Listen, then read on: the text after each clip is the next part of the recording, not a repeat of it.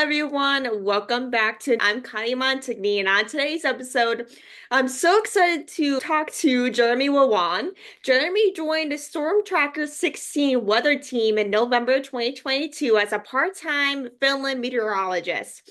In January 2024, he joined the team permanently as a full-time weekday and weekend evening meteorologist. He was named the 2024 Gold winner in weather coverage for our area by the Times Leader Media Group's Best of the Best competition. You can find Jeremy with Sky Schaffer and Lisa Washington on the 7, 10, and 11 p.m. news, Wednesday through Friday, with Chelsea Strub for the weekend even shows.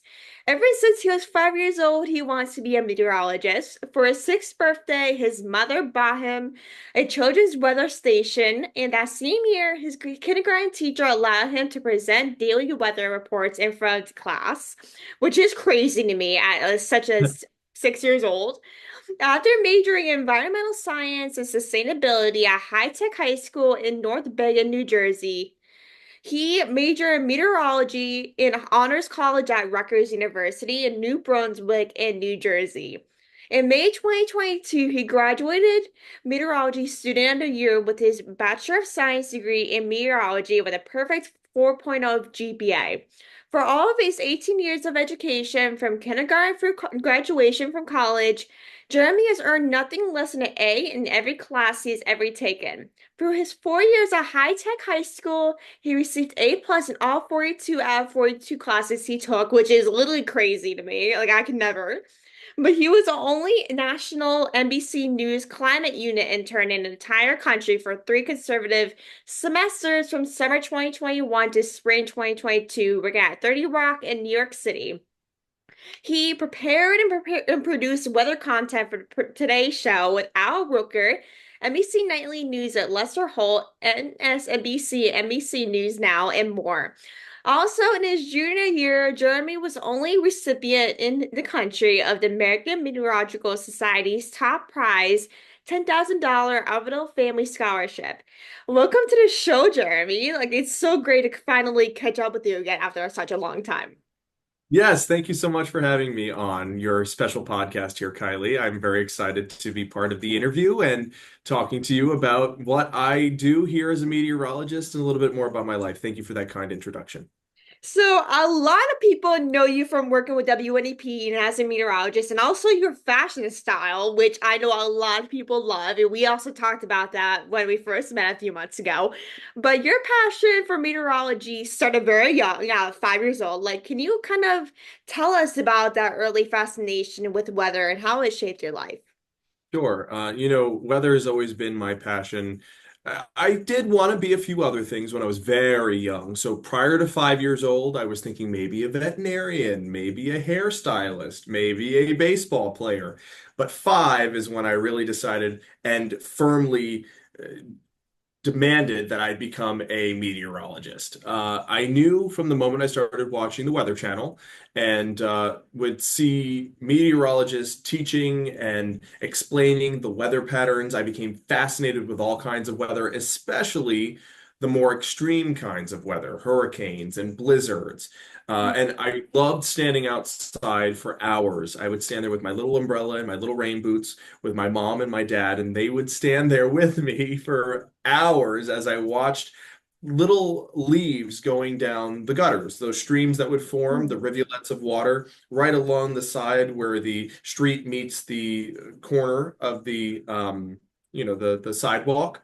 And Mhm. I'd see those streams go by, and I'd put a leaf at the top of the street, and I'd watch it go until it was swallowed whole by the gutter. And I was just mind blown that weather can change our surroundings completely. And that's a very small way that weather changes our surroundings. But that was just fascinating to me that it had the power to move something from one place to the other.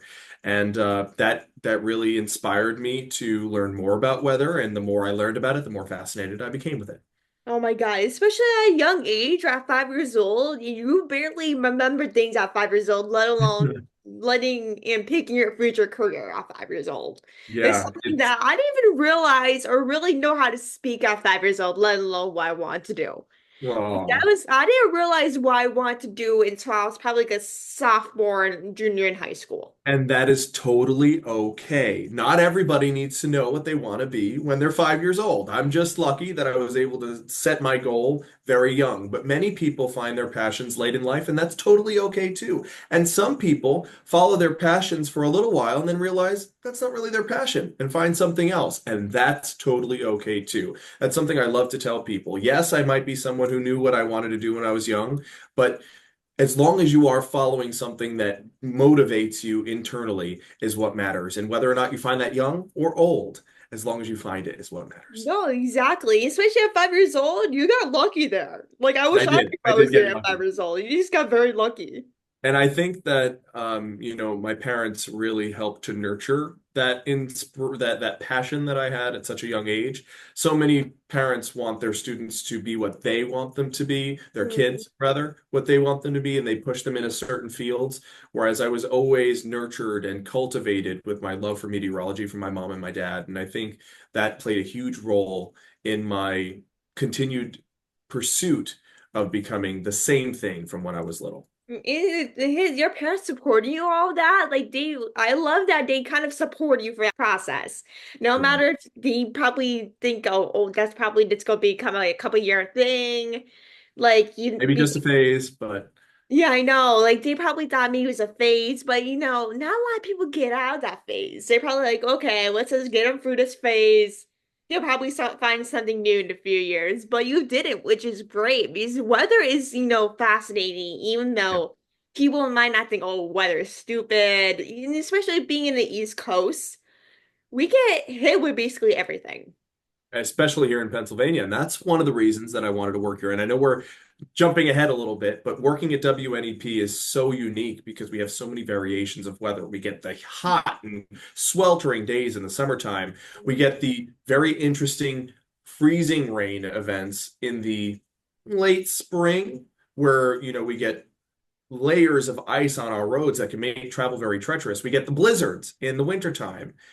And in the spring and summer, we can also have tornado outbreaks. So Mhm. being able to forecast and learn about every kind of weather here in PA is so unique. And even a little bit outside of PA, I talk about rip currents on the forecast as well, because so many of our viewers go and spend a weekend down the shore. Mhm. So I even have that aspect of beach and coastal weather, even though we're not actually on a coast. I still get to learn and forecast for it. So being here in Pennsylvania is a very unique and special place to do the weather. Right? And like with PA, you can deal with all four seasons in one day. That's how PA Yes, in that's for Pennsylvania. sure.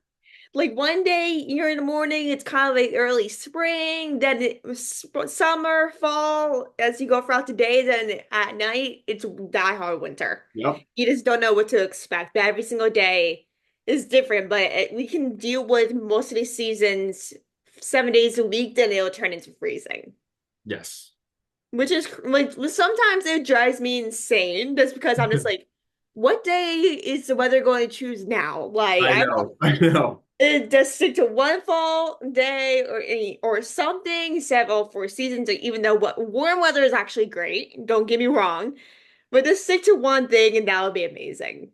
I think the best way to thwart Mother Nature's indecisiveness is to dress in layers. And if it gets colder later, you have that jacket. If it gets warmer in the afternoon, you can take those layers off. So, No, uh, exactly. Exactly. Gotta be prepared in case, something happens. The weather might not say it's raining, but it rains anyway. mhm. So, do you have a favorite memory from presenting weather reports in kindergarten, if you remember, or a specific memory from a solid your dream to become a meteorologist? Like, do you have a favorite memory from growing up with that? Yeah, so there's a few. When I was giving those weather forecasts in kindergarten, my kindergarten teacher, Miss Geary, I will forever thank her for her also nurturing of my passion, right? Because it's one thing to have your parents nurture your passion for a certain field or career, but then my Mhm. teachers also helped to develop that passion as well. She gave me a platform to be able to give the forecast in homeroom right after the Star Spangled Banner. and I would give that forecast. I'd write it on a slip of paper, a little sheet of paper, and I'd bring it in and I'd unroll it from my pocket. And I'd say, today it's going to be 34 degrees with a brisk wind out of the southwest. And we're also going to have sunshine. And then tomorrow it'll be cloudy, you know? And it was a quick 10-second forecast, but it was something that gave me the opportunity to practice my future at such a young age. And all the other students started to bring in their own slips of paper when I started doing this and giving the forecast as well. And at first I was really upset about it. I was like, well, I wanted to be the meteorologist. They I were want to be the stealing my main center. thunder. Yeah, but you know what? I think I'm the only one of my kindergarten fellow students who actually became a meteorologist. So for them, it was a phase. Yeah, And for well, me, for them, at least you got the whole spotlight in that class. that's Maybe it was true. just like, oh, this kid's doing the weather. Why not get the attention too and be a little 2.0? So we'll see. I think I was the only one who ended up becoming a Let's meteorologist. hope you were. Who knows? Yeah, But you just started that one. There was to say that. I But did. what was it like for you to be the only NBC News climate unit intern in the country for three consecutive semesters? And are there any memorable moments working with our Roker and Lester Holt? Is there some basically big names in the journalism industry?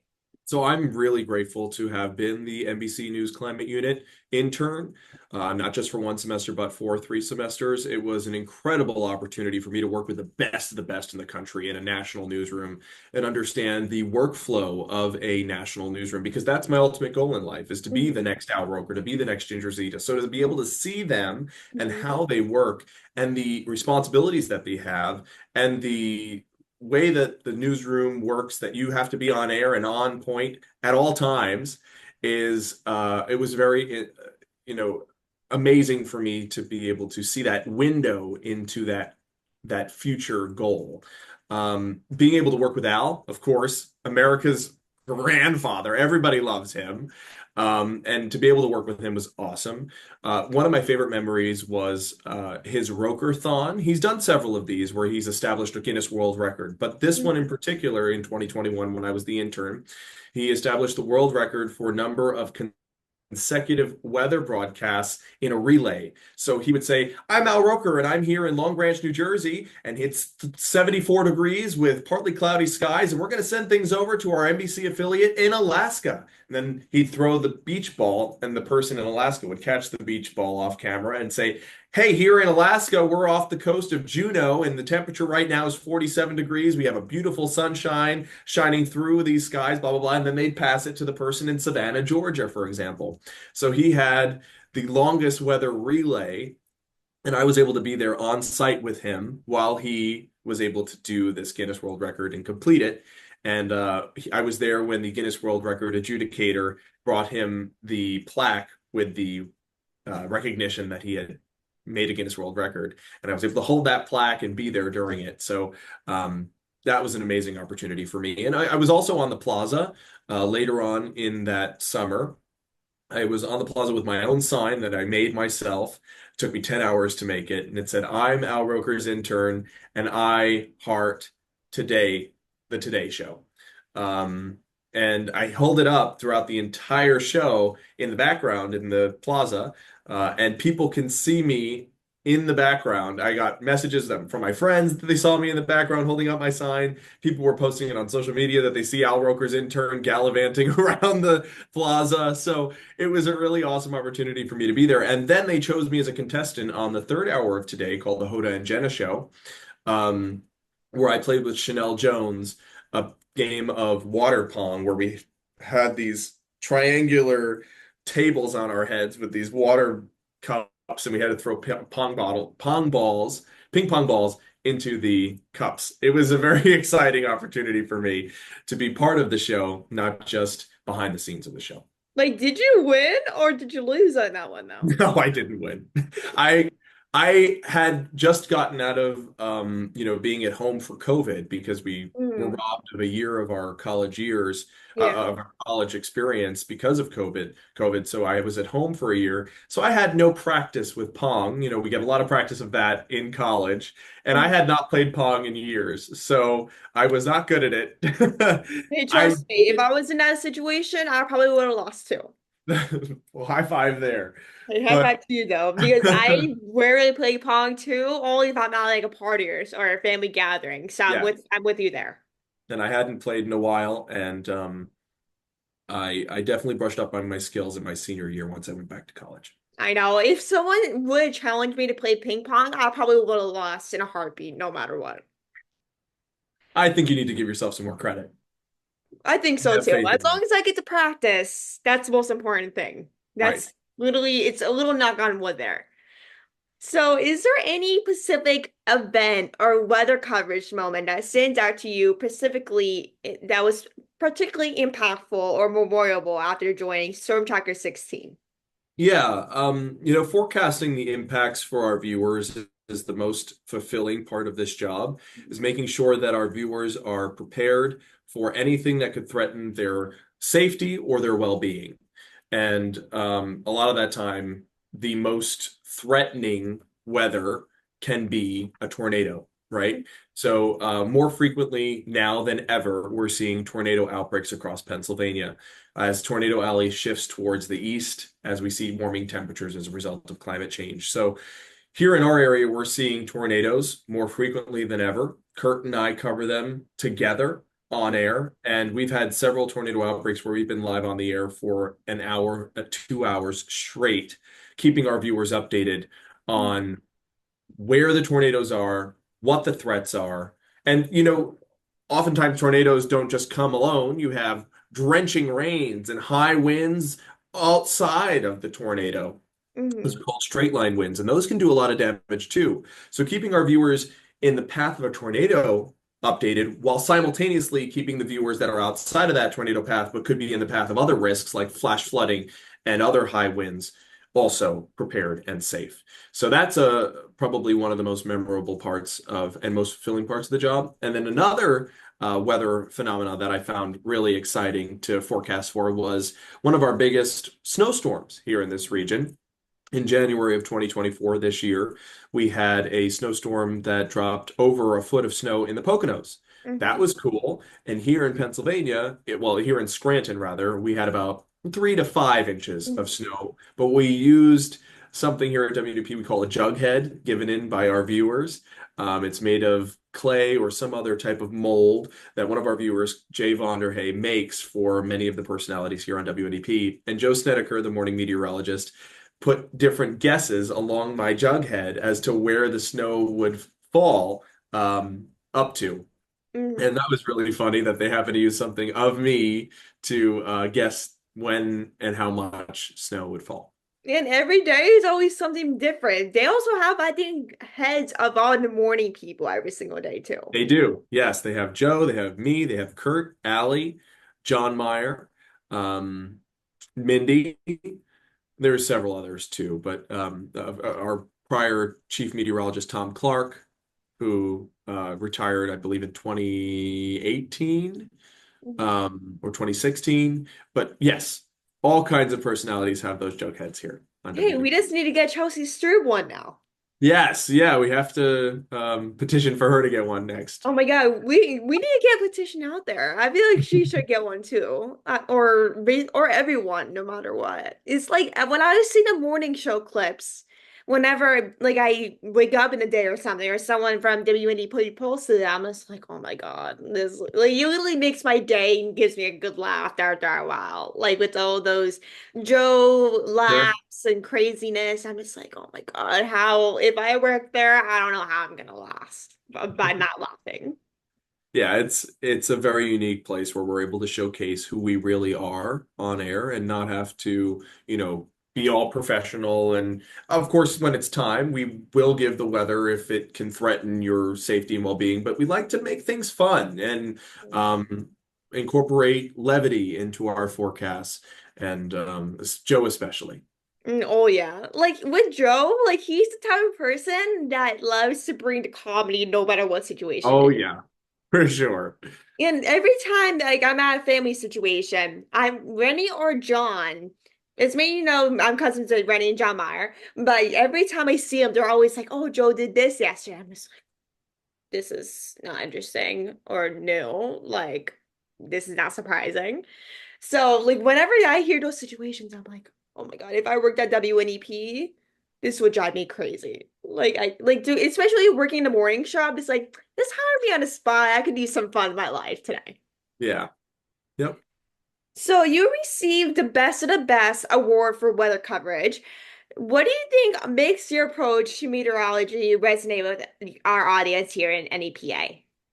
Well, I'm just so grateful for our viewers' support. Coming here looking the way I do, I'm the only long-haired male meteorologist on air in the entire country.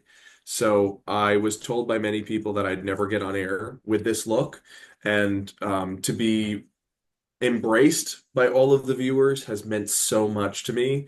And it's been such a reaffirmation of who I am and not having to change who I am and being authentic and people realizing that authenticity.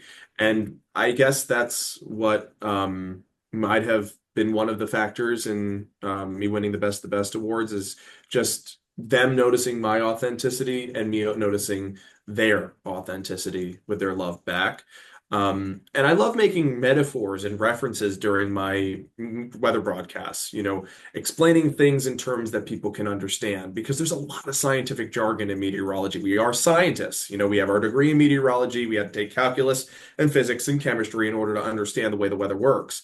And to Mhm. break that down into a way that is digestible for our viewers is difficult. And I try to do that, and I try to focus on the why as to why things are happening. Today we just had record-breaking temperatures, Mhm. 77 degrees in Avoca, Mhm. 80 in Sealands Grove, 75 in Mount Pocono. We smashed records by 5, 6 degrees. Why is that happening? I want to explain that to the viewers. I want to explain the southerly flow of air as a result of a cold front that's coming through. A low pressure system spins counterclockwise and brings up air from the south, and that surge of air from the south caused record high temperatures today. Just Mhm. putting things into context and explaining the reasons why weather happens the way they do. And the little things that people see that, wow, Jeremy, there was a glint in the sky today where it was a little bit far off from the sun. What was that? And I'll explain that's a sundog that's created by the refraction of light within ice crystals in our clouds that are high in the sky. And then people are like, wow, I've never been explained it to me that way. Thank you for breaking down the science. And I think that education is what's missing in some not here at WNEP, but in some forecasts outside of this area that just doesn't set other meteorologists apart. And Mhm. so you just need to make sure that our viewers understand the science by breaking down the different components and by explaining the why behind the weather. Right? And wait, especially in November, people are probably like, why is it 75 degrees Yeah. in PA Yep. in November? Like, how is that possible? And Exactly. when we're watching a weather station, like WNEP, for example, we like a lot of the people want to know about the facts behind a certain reason, like you explained. And when I watch these like news stations, I'm just like, I'm I don't know that much about science, but I'd rather hear someone that like yourself that knows science and learn from you rather than just like sit back and be like, what is this? Like they're explaining it, but I don't know what this is, even though I learned this probably class a couple years ago. And not a lot of people explain that, which I'd love that you do, but sometimes a lot of people don't know about a certain subject, but would like to learn more about what's happening here. Yeah, exactly. So, like the last question I have for you is, as you are continually working for WNEP, do you have any funny behind the scenes moments or scenes from working at the station? Oh, too many to count. There's all kinds of behind the scenes mess ups and funny times and um, inside jokes. And one of my favorite parts is when Chelsea and I will be on the news and I'll say something to her that she knows exactly what I'm talking about, but the viewers have no clue about the joke that I'm referring to. So Chelsea will be cracking up on the desk And it doesn't make sense that she's cracking up, or the joke just wasn't that funny. So I love those little inside jokes Mhm. that we can have behind the scenes. Of course, we've all made mistakes, dropped clickers and things like that, graphics freezing up. But one of my favorite jokes on air is we have a backyard garden here at WNEP. And we plant different vegetables and fruits every year in that backyard garden. And this year we planted these Sun's Sugar tomatoes. They're these little orange ones. They're delicious. They burst in your mouth. They've got so much flavor.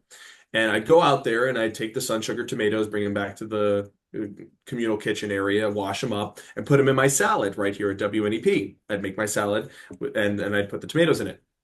Well, every time someone would go out there for tomatoes, I had already taken them. So they dubbed me the Tomato Bandit at WNEP because I'd stole all the tomatoes. And one day I got caught live in the act stealing the tomatoes. Kurt was Actually, giving the forecast, and I went out there to get the tomatoes for my salad, and I hadn't gotten ready yet. So my hair wasn't fixed, and I didn't have my contacts in. I had my glasses on. I wasn't really dressed for air. And I'm picking the tomatoes, and Kirk comes out and he goes on the air and he starts talking with me in the background picking the tomatoes. oh So my I God. just hid behind the tomato plant, but you can still see I'll my just like lay back and be like, oh, this is not me. This is the guy that looks like me, like a little 2.0. but you could still see my hair. So I had to wave real quick and then I dipped off camera. Like, hi, this is me. Like, I don't look the greatest, but hi, everyone. Like, I'd be I was like, oh, this is guilty, embarrassing. But I'd be like, okay, hi, nice to see you too. super guilty of taking the tomatoes. I know, but it's worth it though, as long as it's good. They were That's the most delicious. important thing. They were delicious. Or like, especially if it's like grown in an actual garden, it has to be good though. I have to admit. Hmm. But especially with you and Chelsea, I see you guys literally making behind the scenes TikToks or reels all the time when you guys are working Yeah. on the weekends. It's literally Yes. hilarious. We often do it outside of work, and do our crazy things there, but we love to show off that this industry doesn't have to be, constantly serious. There's a lot of fun involved in doing this job, and we love to show the behind the scenes to our viewers. Hey, it's always a fun job. That's why I'm definitely going into the career field whenever I graduate. But it definitely is something that is not always serious, but fun at the same time whenever you're not filming. Even Yep. though the journalism industry is hard, don't get me wrong, it's It very hard is. to kind of figure out, oh, what story am I going to cover today? Or what is the weather going on today? Or whatever is going on at the present moment. Every journalism story or moment or coworkers is always the best part whenever you're not filming. Even with the people that WNEP has, you always have to have a good laugh. Yep. It's so important to have some sort of that's Joe Snedeker's bread and butter, right? Is Mhm. bringing that sense of entertainment and brightening of people's days that really sets us at WNEP apart from everybody else. You're exactly right. And that is the best way to wrap up this episode. I'm so glad me and you were able to finally catch up after a while. Me I literally too. loved having you on and finally able to do this. I know Yeah, we've been playing this for a long time, but I'm so glad we were able to get this done and film this. It was so great catching up with you again and really appreciate you coming on and taking the time. absolutely. Thank you so much for having me. It was wonderful meeting you. You too. And thank you everyone for coming on and listening. Make sure to like, subscribe, and review and stay up to date with Jeremy. And I'll talk to you guys very